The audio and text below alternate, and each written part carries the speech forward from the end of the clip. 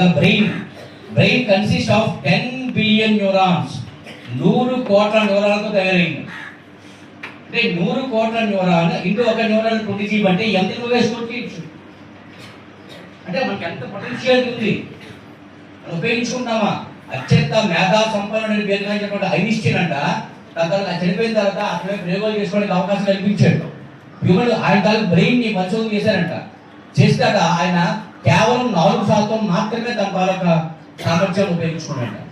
అంటే ఐన్స్టీనే తన తాలూకా మేధస్సులో 4% ఉపయోగించుకోగలిగాడంటే మనం ఎంతవరకు ఉన్నాము?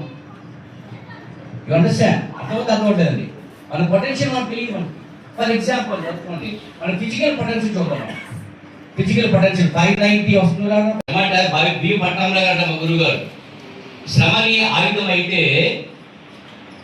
ఆయుధమైతే విజయం నీ బానిస. శ్రమని ఆయుధం కావాలి.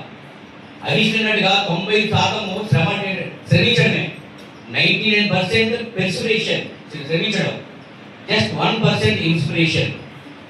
చంద్రుడికో నూరు పోగులాగా నా మాటలు 1-2 కూడా ఆ 1%కి దోహదపడి మీ ఉపాధ్యాయుల తాలూకా శ్రమని, మీ తల్లిదండ్రులు మేము పెట్టినటువంటి కళల్ని, ఆశయాల్ని, అంచనాల్ని, వాళ్ళ కోరికల్ని మీరు నెరవేర్చేందుకు ఉపయోగపడతారని నేను భావిస్తూ